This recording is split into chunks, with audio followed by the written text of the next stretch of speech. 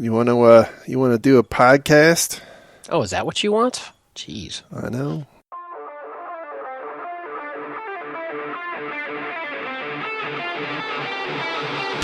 The vendors are trying to define the problem space as the problem they can solve. So I'm constantly going, no, stop that, put that down, don't touch that, take that out of your mouth.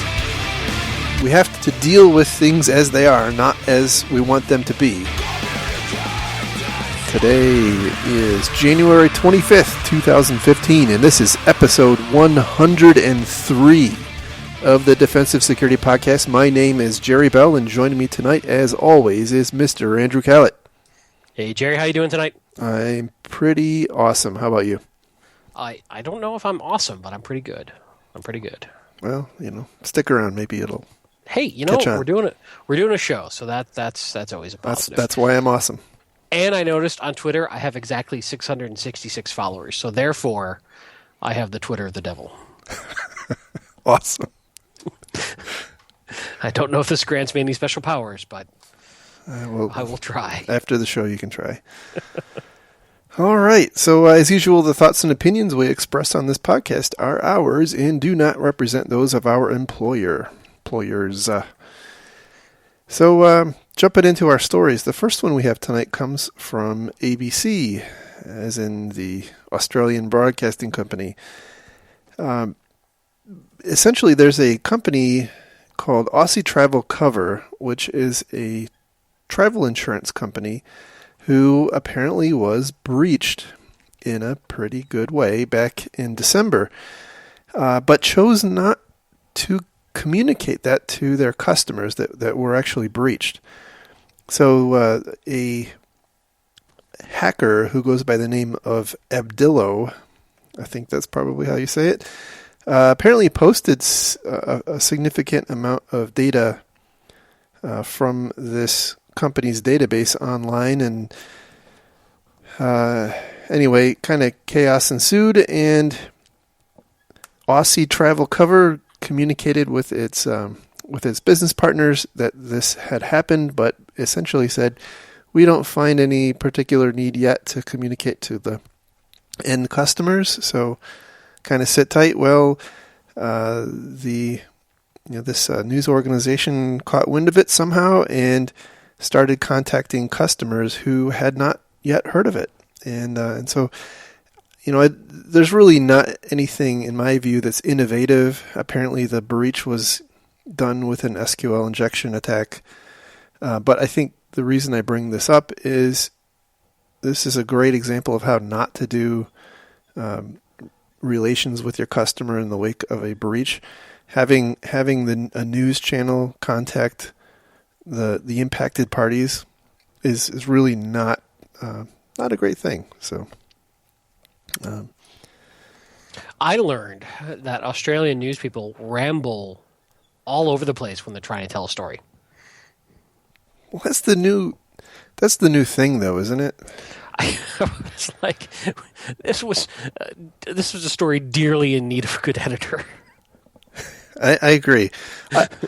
Although I think it is. I think it may actually be a transcript of a TV program. Right.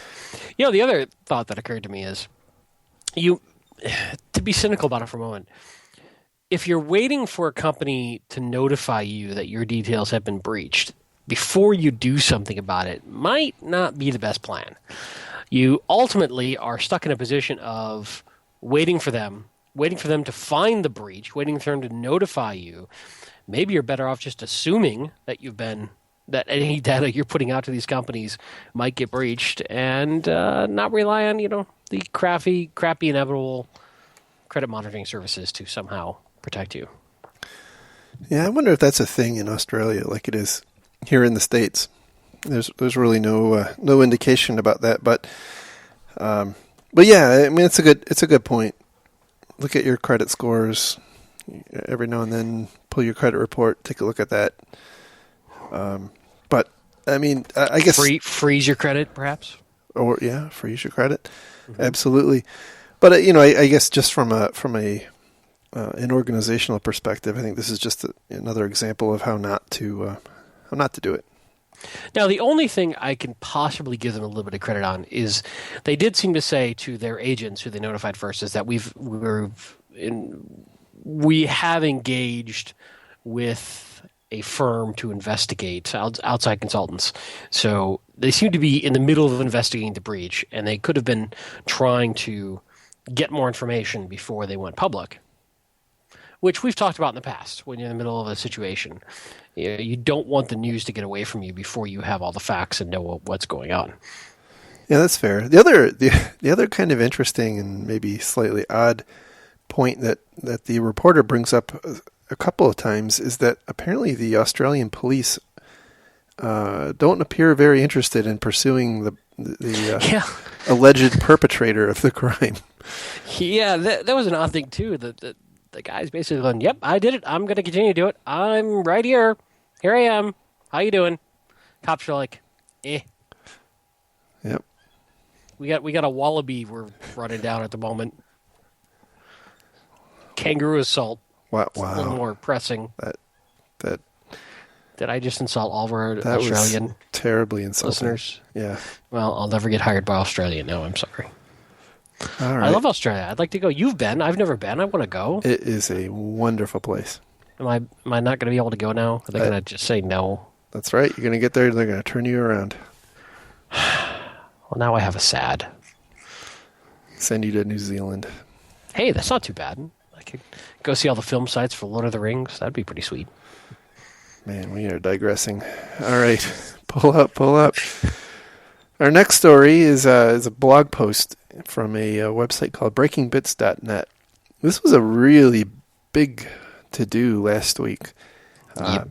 So a researcher by the name of Dylan Sakamani apparently found that GoDaddy had a cross-site request forgery vulnerability in its website management portal that would potentially let a malicious person do things like change your DNS records or change your domain auto renew status from yes to no, which one could imagine might not be a great thing. Which I think is not that,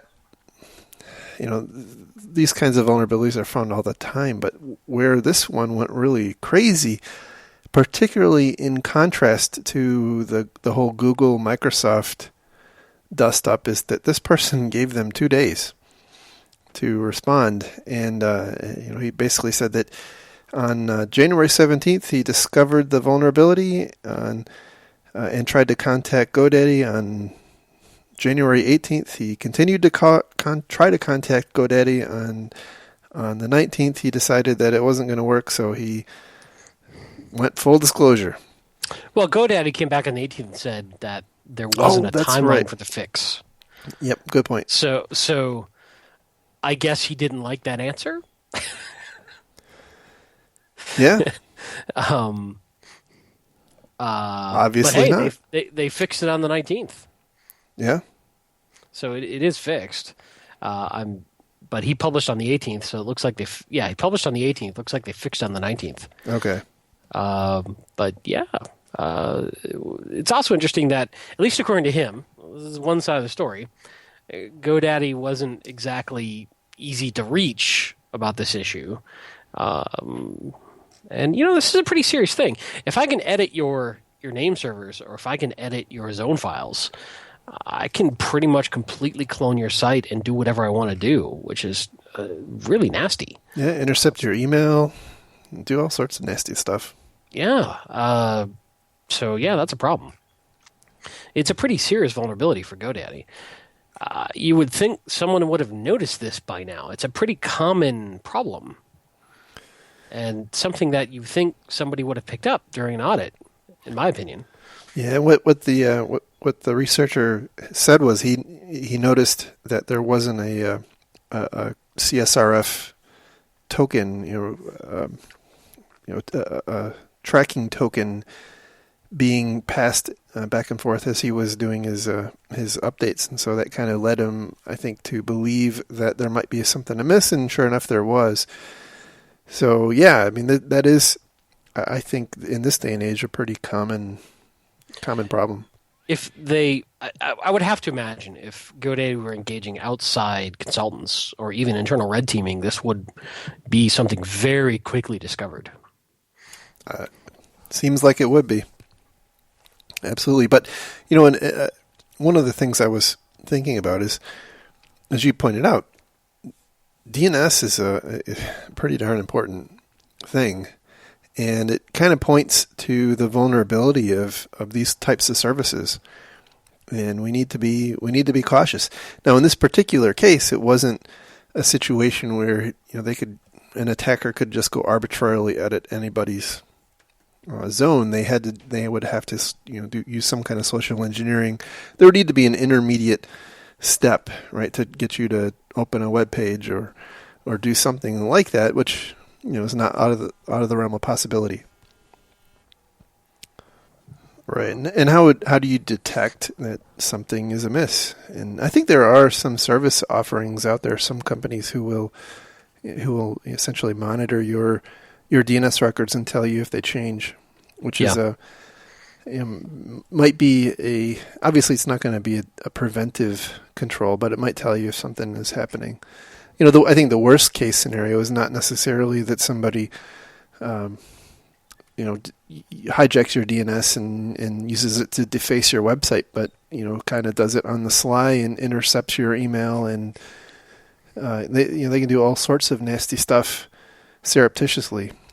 So I found the thread between Dylan and GoDaddy. Mm-hmm. It's interesting. Basically, he says, hey, I have a security vulnerability to report to you. Who do I email?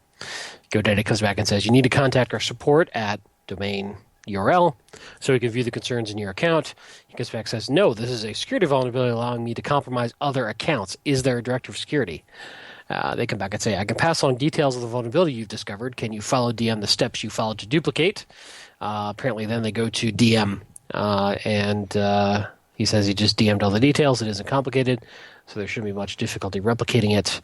And they come back and say, we greatly appreciate you bringing this up. Just sent a reply to your DM. So that's all we see public. So I don't see anything here that substantiates in public. They said there was no timeline for the fix, but conceivably that happened over direct message. Yeah. And, obviously we don't have the context of what that discussion was, but it's entirely likely that the person monitoring their Twitter feed wouldn't be authoritative on providing a remediation timeline. Yeah, I think that's pretty fair. So, anyhow, it is, I just think it's food for thought. It's an attack vector. As you said, it's a third party that we're very heavily reliant on. So, all right, moving on. Our next story is an update on the never-ending Sony saga. And this one comes from Recode. And I think Recode was some of the company, or was the company who had some of the really early discussion about proposing that Sony was going to come out and disclose it was North Korea, which didn't end up happening, at least on that time frame. And the new thing here is that apparently this attack was facilitated by some unknown, let me restate that, by some zero-day and some undisclosed piece of software. And, they go on and on and on and on and on and on about what a zero-day is and blah, blah, blah. But, I think one of hopefully it's not news, right? But 0 days happen. This isn't like nation state stuff. They happen all the time. And we have to be resilient to them, or, at least we need to acknowledge that they happen and look at all the pwn to own and similar contests that happen, dozens of times a year. Those are all 0 days. Right. That's all they are. Researchers find 0 days every day. This doesn't, I agree with you 100%. In no way makes this a nation-state level attack. I'm not saying, that nation-states don't use 0 days, but the fact that there was a 0 day used in no way limits this to nation-state level. Right. Yeah, I mean, just yesterday, over this weekend, there was a 0-day in Adobe Flash, which was being used by the one of the exploit kits, right? And that is not still unpatched, as far as I know. I think they just released a patch. Okay. There was it today? Yeah. Was it today? Yeah, it was today. Yeah. There were two. Right? There were two back to back. So they released a patch, I think, on Thursday or Friday, and then they just released another one. Which goes to some of the notes I have for their story. That they also, in this story, say, well, because it was a 0-day, this reinforces Mandiant's position by Kevin Mandia. There's nothing that Sony could have possibly done to defend against this attack. Bull pucky. Yeah, I mean, I think that's the point, is that this stuff happens a lot, and we need to think about how we design our infrastructure to be resilient against it. Yeah, there are, take the Flash one that just got patched today. We knew it was released. It was out there for 4 or 5 days, something like that. My thought process is, okay, if you can't patch it, can you turn it off? Can you reduce the attack surface in some way? Could you disable Flash in that case, right? Well, maybe not. Okay, if you can't disable Flash, can you detect it being exploited? What are the IOCs? Do you have any other infrastructure in the middle that could stop that particular type of traffic once you know about that particular exploit? If you don't know about it all, it's completely brand new, there's no information out there, where is your breach detection, your anomaly detection going on? Because we've got to be in a position to detect breaches regardless if we know about them or not. If your only methodology for stopping the bad guys is vulnerability management and patch management, first of all, we suck at patching to begin with, but second of all, you're going to be behind the curve, always. Absolutely. I'm not saying it's easy, but I'm saying you have to get ahead of that mindset. So to say it was a 0-day, there's nothing you can do, we cannot accept that mindset. That is just not viable. And there are things you can do. Yes, well said. And, I think,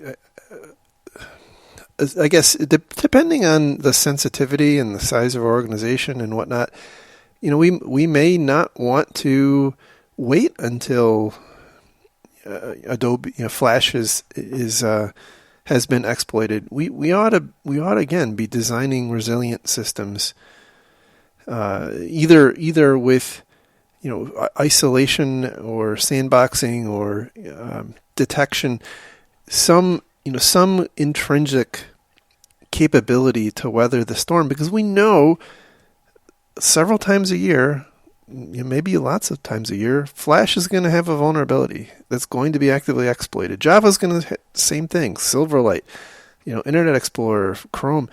It's going to happen. Mm-hmm. Let's think through how we mitigate those.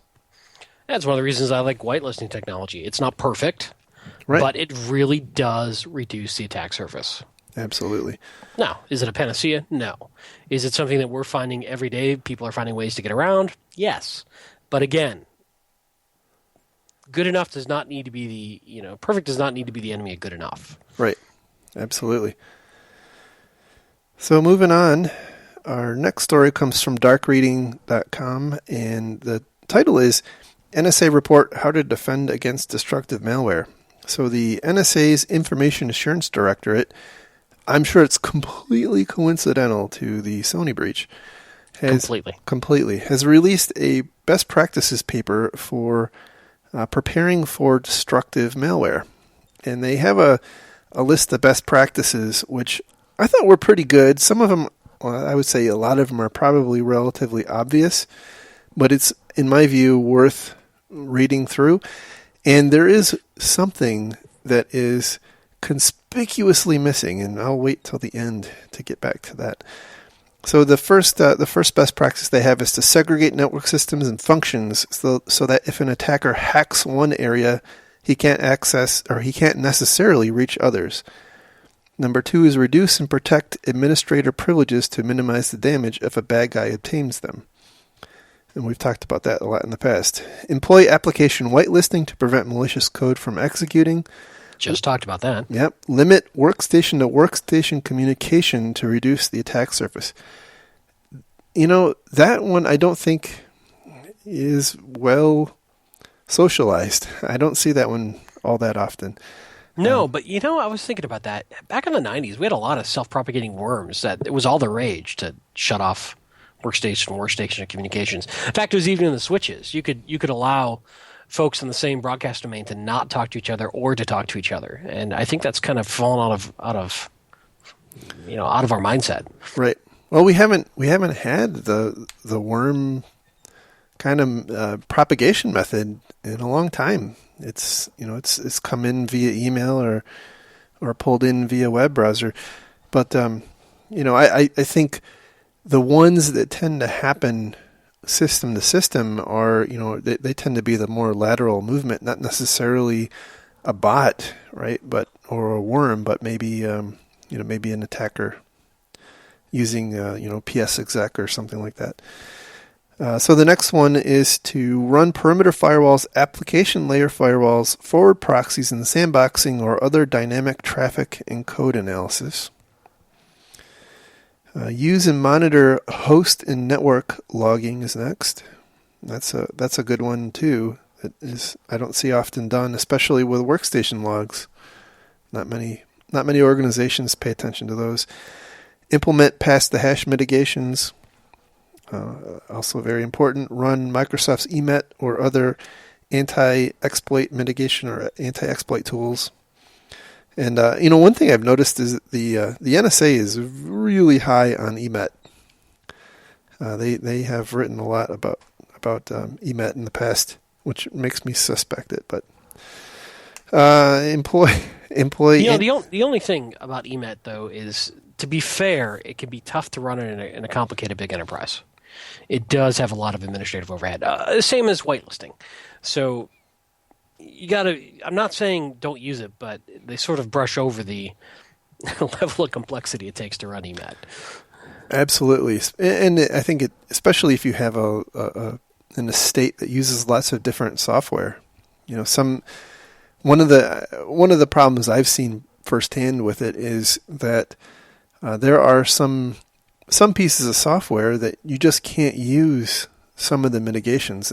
And fortunately, EMET lets you set pretty granular policy, so you can say that I don't want to apply ASLR to, Firefox, but I want it to apply to everything else, as an example. But again, if you have thousands of different software applications, that can get really, really hairy. So. Employ antivirus reputation services to augment traditional signature-based AV. So this is, kind of the, I would say, whitelist, whitelist light. I suppose I would say a lot of the antivirus companies now have this file reputation in the cloud concept. So I think that's not a bad idea. Usually a lot of companies have it. I've never seen a downside to using it. So, run host intrusion prevention systems. Again, those can detect what they can detect, right? And then, regularly update and patch software. Now, the thing that is not on this list is user awareness training. Oh, that's a good point. I didn't think of that. Look at you being all smart. Yeah, it was, we Who's a good podcaster? Who's a good podcaster? I see over and over and over people talking about how important it is to have training as an integral part of their defense against this kind of stuff. But, at the end of the day, the delivery mechanisms for these things are becoming kind of arbitrarily good. And I just don't think that it's reasonable to expect that we're going to, even today, let alone in a year or 2 years, reasonably expect our employees to recognize and not click on something and still get their job done. I mean, I think we can train them not to click on anything, but then they're not going to be productive employees. So yeah, it's a tough one. We have debated this one endlessly. Yes. And I think where I've finally settled is that a certain level of user awareness training is good. It shows due diligence. It shows to regulators and others that you're taking prudent steps. It's defendable to say, look, we did user awareness training now. But all that being said, I don't know that it probably lowers the click rate of phishing more than a certain small percentage, which may be worth it in of itself. So you got to figure out what that balance is. But if you're not backing that up with technical controls and you're depending on your users to be smart enough, you are asking for trouble, because we are highly susceptible to the psychology behind phishing. Absolutely. And again, as you pointed out, it has a material benefit in a particular sense. Are you going to start singing Material Girl now? Is that where this comes in? No, that's a whole other podcast. Oh, I was hoping.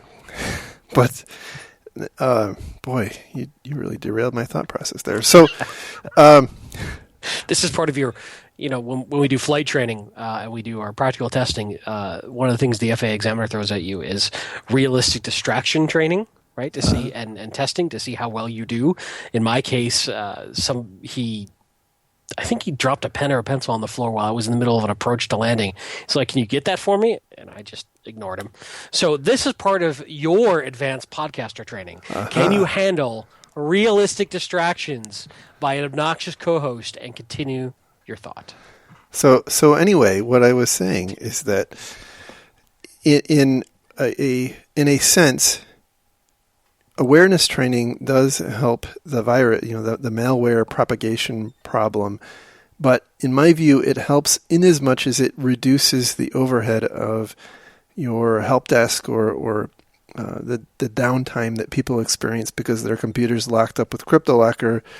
But it does not drive down to zero the opportunity for the stuff to get into your network, which I think is where the NSA's head is at. They're looking at this, I think, more from an affirmative control standpoint, not from how do we get 10% less malware infections.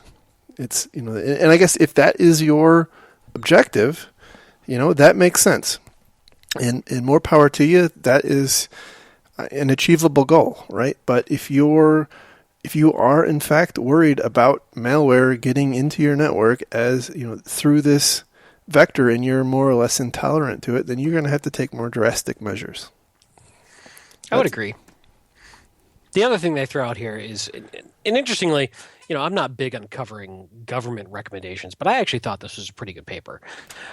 And the one thing I would say is that executive leadership also resonate, or they can these sorts of government supply papers can resonate with them. So if you're looking for some ammunition to take to executive leadership and say, well, look what the NSA says. Now, NSA doesn't have the best rep right now, but just saying that. The other thing they point out as well is they've got a little section on incident response, and make sure you have an incident response plan. You're testing that plan. You're exercising that plan. You're running through it so people know what they're supposed to do, and you actually try it before you're in the middle of an actual crisis, which we've said repeatedly on the show, so I can't disagree with that. And for Pete's sake, back up your data. And test the backup. And test the backup, yes. All right, so moving on to our next story, which is from Data Breach Today. And the title is Court Rules in Favor of Breached Retailer. So this is a very interesting situation where Schnucks, which is a grocery store, who was breached back in 2012, and they had, I think, 2.5 or somewhere around 2.5 million credit cards stolen. As I understand it, their merchant processor, First Data, held back some amount of money which was undisclosed, and so to cover the expenses related to the breach. And Schnucks took First Data and the merchant bank, whose name escapes me right now. I think it was anyway. They took them to court and basically said, we don't owe you that much money. we only owe you $500,000 per our contract. And the judge actually sided with them. And what was interesting... Yeah, it was the processor was First Data Merchants, and the bank was Citicorp Payment Services. Just there we FYI. go. Thank you. So what's kind of interesting here is this is I guess a little bit of a possibly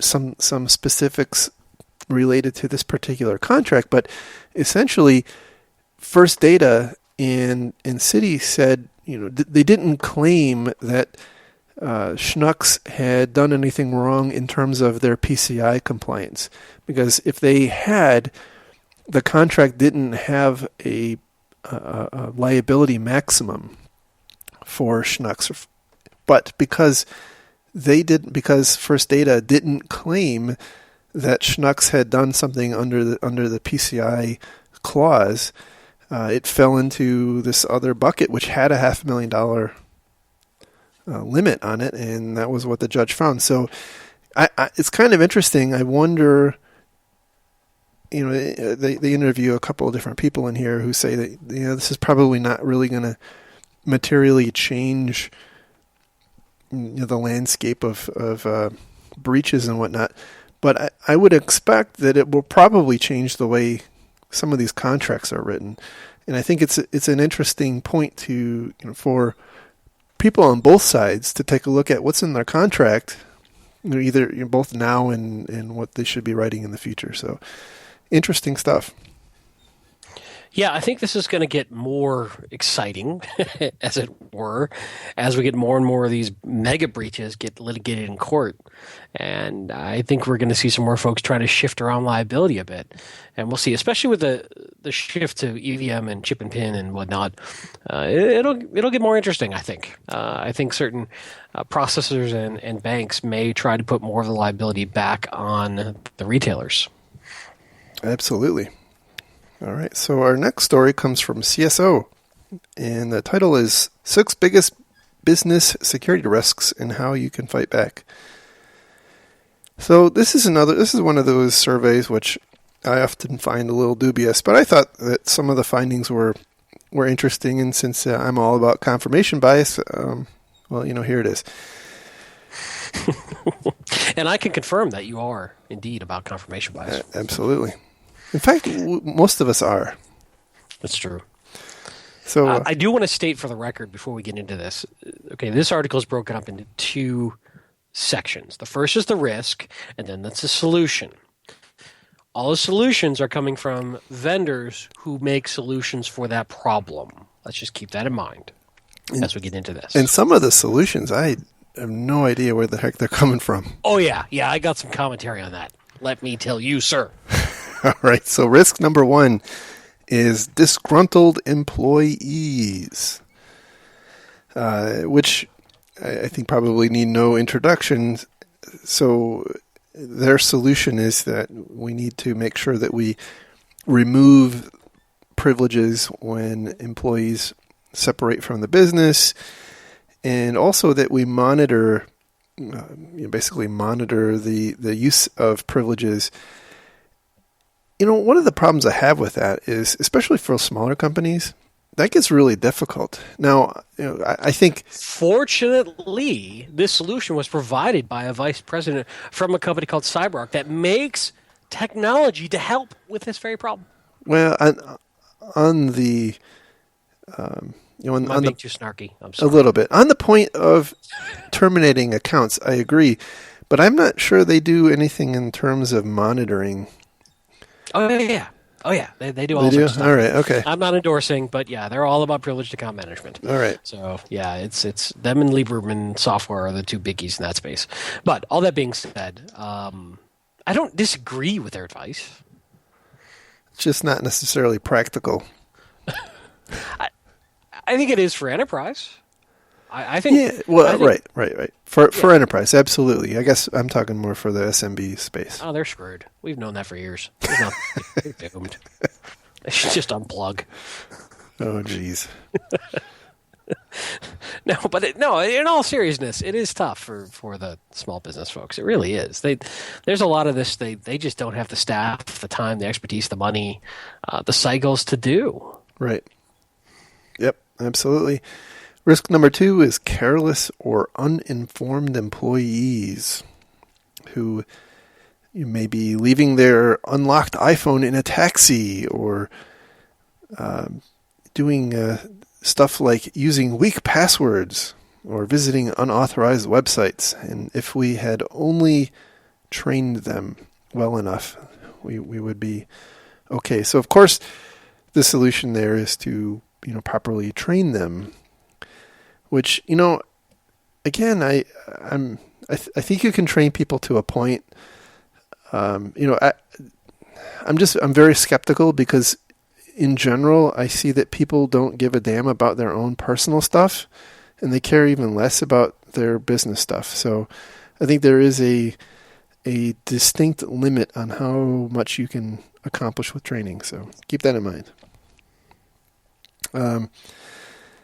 Risk number 3 is mobile devices. Oh, go ahead. Before we move on, they do offer some other stuff here, and I think we can offer some more advice. Go ahead. Just that. So they talk about encrypting and having a BYOD strategy. And we get into this as well in the next one. But for careless employees, there is some technical controls depending on what they're doing to make sure that they are. For instance, forgetting your iPhone in a taxi, that kind of falls under BYOD, but which we'll talk about soon. But nonetheless, there are technical controls out there other than just educate your employees. So depending on what it is you're worried about, you can audit password complexity. You can put an encryption on the devices that could go missing. There's a lot of stuff you could do depending on what it is. So I think there's more to be done than just educate your employees.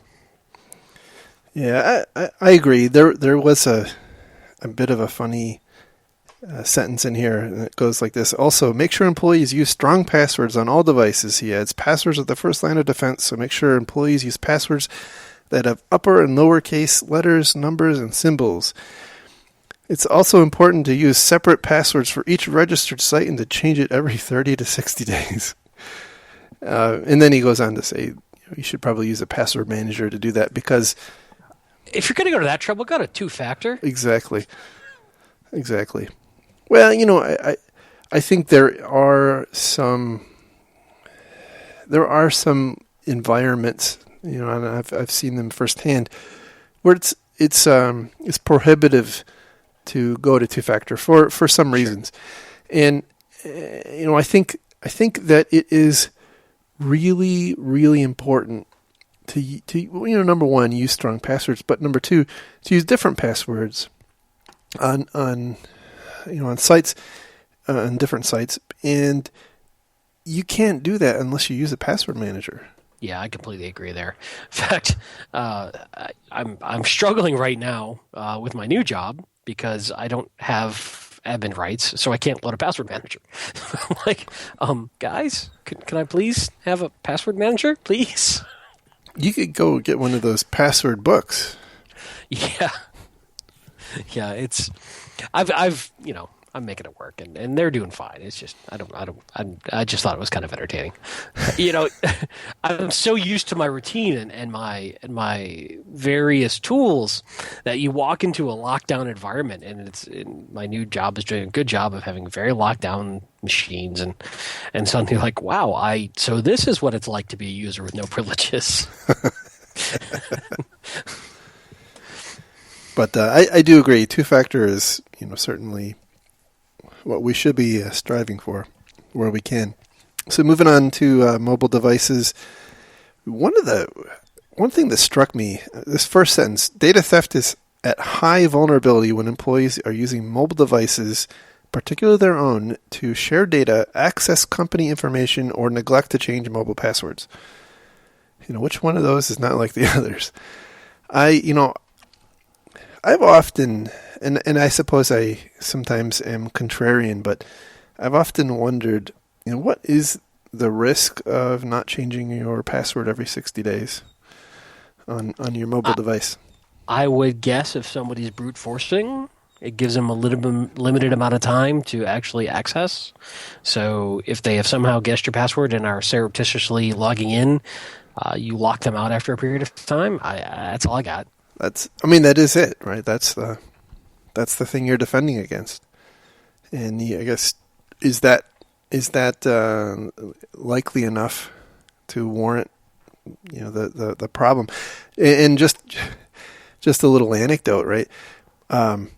I have an iPhone 6 Plus, and by the way, I am an ardent opponent to biometrics, but I absolutely love the fingerprint reader on the iPhone, and I use it religiously. In my company's policy, obviously allows that, but it requires a password change, and at least on Apple devices, and I don't know if this is a setting that was intentionally set or if this is just the way it is.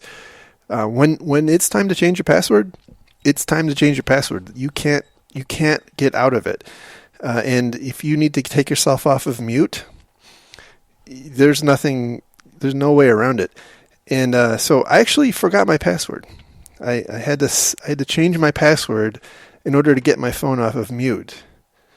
And then I promptly forgot what I set it to. Fortunately, I did end up finally remembering what it was. I had to brute force it, but yeah. So anyhow, I think in a way it's a bit of an inconvenience that provides little value. That's just my personal view. No, I don't think you can have it the same forever, but whatever. But I do think that you certainly have to have the ability to, remotely detonate those devices. They talk from a solutions perspective. They of course talk to good technology about containerizing things, and then they go really weird with this hybrid cloud. Which again, look at who's just supplying the advice. Well, no, I understand that it's a vendor, but I'm not comprehending the fit. So, anyway. Well, that's because you haven't gone through their marketing pitch. Obviously, I have not. Yes. Risk number 4 is cloud applications. Basically, encrypt your stuff. I have a problem with that statement. Go ahead.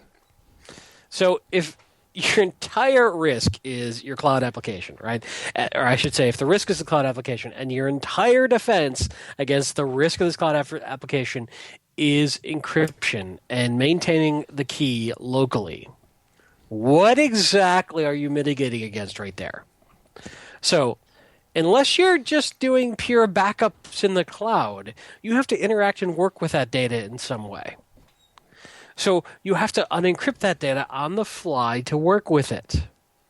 So you've got plenty of data in motion that's happily, automatically being decrypted for you by the cloud provider or something in between. So what are we buying by encrypting our data before we send it to the cloud provider? So they can't get to it? Well, what is the cloud doing for you? I'm confused by this. The cloud means lots of different things. Okay, but let's say it's Salesforce. Well, that's not really an option. You need to actually use Salesforce. So you log into Salesforce's portal and you use it. So your data is decrypted while you're using it. So your threat is actually somebody else logging into Salesforce as you. Or in a very pocket case, Salesforce going into their data center and stealing their own hard drive with your data. I don't think that's going to happen. Let's say you're doing AWS and you're standing up your own boxes. Again, you've got to interact with that. You're doing something with it. It's that there just to be data sitting in a cloud. So what is encrypting it buying you? Help me. I think there's potentially some use cases, but I think it requires some deeper engineering, right? So if you're tying the key, the decryption key, let's say, to your login ID, and so in order for you to access the data, you end up having to log in. So the key isn't resident on the system, but in order to decrypt the data, you're essentially decrypting it with your session ID Well, again, it's kind of obscure, right? I think it's, once again, the vendor defining the problem space as the problem they can solve. And who is it who's providing this little data point? Oh, the founder and CEO of, wait for it, Cipher Cloud. Yeah, I mean, I think intuitively, it probably resonates with people that if I'm putting my confidential data on someone else's computer, which, by the way, is what the cloud is someone else's computer, that you would want to encrypt it. And then it comes down to the mechanics, the reality as you described, right? You have, there's limitations on what you can feasibly do and expect. So I would say you're much better off doing really good account management, really good monitoring of access, having good backups, watching closely who has what rights and permissions, doing data level controls over who can do what on the cloud, much more so than I would worry about making sure that you have full data level encryption going on. I'm not saying you shouldn't encrypt it, but I'm saying that is not the risk. That is most likely to bite you when using a cloud provider. Yeah, fair point. Risk number 5 is unpatched and unpatchable devices like Windows Server 2003 will be in a couple months. Love this one, because they point out unpatched and unpatchable devices are a problem. I think we'd all agree there. Their first piece of advice: institute a patch management program to ensure the devices and software are kept up to date at all times. So our problem is we can't patch. Our solution is patch. We must patch. Well, I think they do go on to clarify a little bit that part of that program needs to be, if you can't patch it, you need an agreement. You need an agreed upon plan that you're going to take it off the network. Okay, that's more viable. Yeah. Or you need to segregate them and wrap them in a whole lot of monitoring. Right. Keep them away from everything else. Put them on the VLAN of forgotten toys or whatever it needs to be. But I was very entertained by the fact that the entire problem is we can't patch, and the first thing they talk about is, well, you need to patch. Well, sometimes you just need to look at it from the vendor space. It's all very simple. If you make a patch management thing, that's what all problems are patch related. Apparently, I'm just a little ranty tonight. I'm sorry. It's all right. But it is a good point that to be perfectly honest, I see this happen as I see unpatched and unmanaged devices in an unfortunate number of really significant breaches. I would agree. It is a big problem. The concept of just take it offline, I don't know. That's a tough one.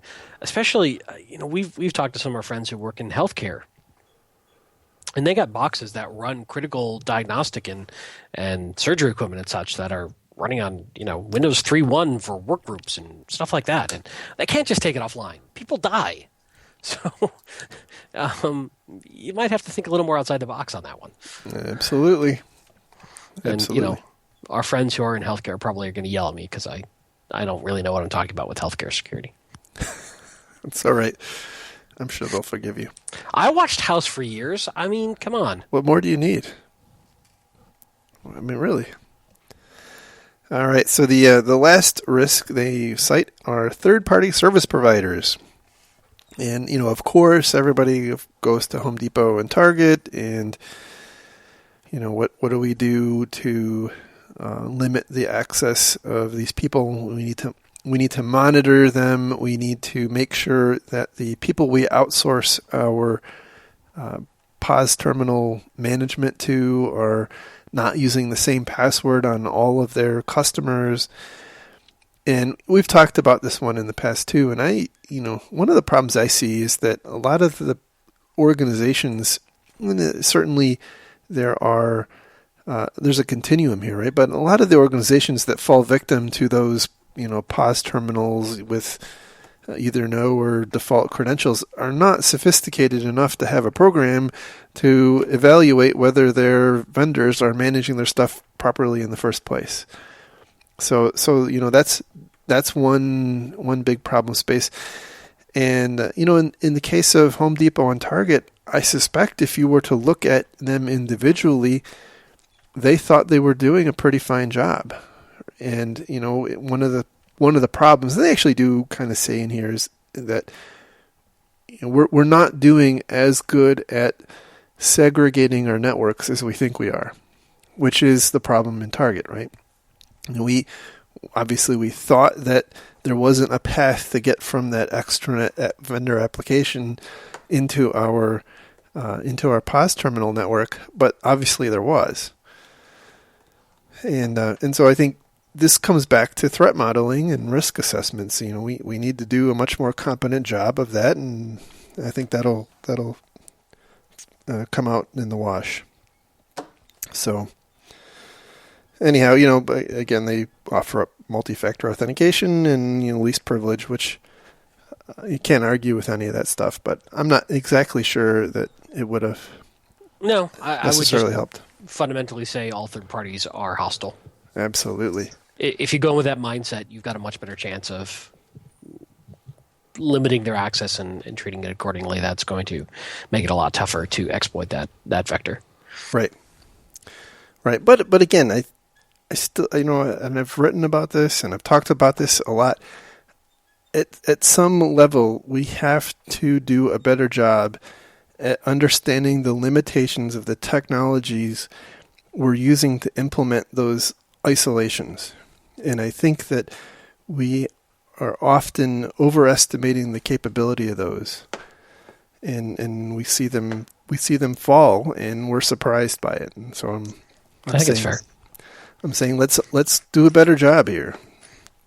So moving on to our final story for the night. This one comes from CSO Online, and the title is Gap Between Perception and Reality of Cyber Threats Widen in 2015. So this was the output of a report done by Cisco. And I don't think there's anything particularly revolutionary about it, except I always find it very interesting. I'm usually pretty skeptical about reports that are opinion surveys. But I think this is the right way. If you're going to do an opinion survey, this is the right way to think about it. They are taking a look at how these organizations are responding and contrasting that with what's real in the environment. And so as an example, they're saying that 90% of the 1,700 companies they interviewed say that they are confident in their security efforts. Meanwhile, 54% of those same companies had responded to a public security breach. And so it goes.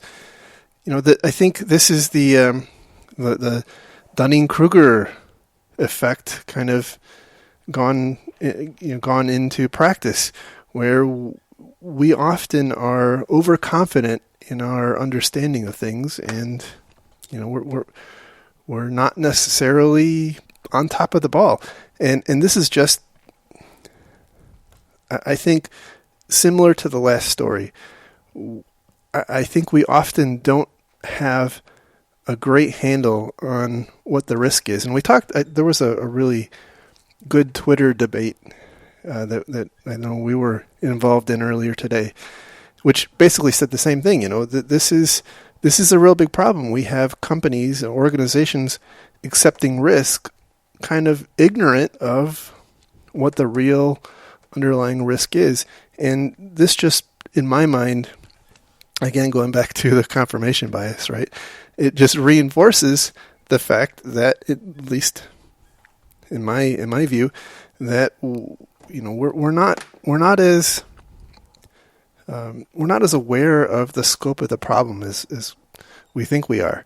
And I think the problem would get a lot better if we had a better handle on the risk. To me, that's what this whole report pointed out. So, or at least affirmed. Yeah, I would agree. I definitely agree. And I think it also shows that we again are just having a lot of challenging communicating at an executive level the reality. Absolutely. So, I think that is the show. Anything else you want to bring up? No, we got to get you a little happier, man. You've been kind of down on the shows lately. People have been talking. I know. I'm trying. They say you either got to drink heavier, get some different, meth or something. Wow. But, yeah. Well, I don't know where I go from there. So, in any event, yeah. I was talking about this the other day. This is episode 103, which means you've done at least, more than 2 years of these now. Yes. And I came on episode 30. Right. So I've done 70 some odd of these. It's pretty good. It's pretty good. Yeah. We have built quite a thing here, so I hope so. I hope people find it valuable. Absolutely. And as I've always pointed out, if you have any opinions or thoughts or questions, send us an email to info@defensivesecurity.org.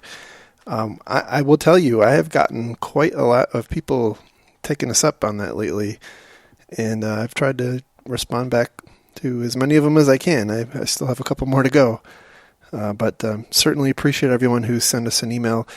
Anyhow, we certainly appreciate everyone who has stuck with us and listens to us, and hopefully you find it useful. If you do, tell a friend, and with that, we will talk again next week. Hopefully I survive Snowmageddon in New York. Yeah, good luck. If not, I'll be taking over the show and having my cat on as a co-host. Awesome. All right, take care. We'll talk again later. Bye.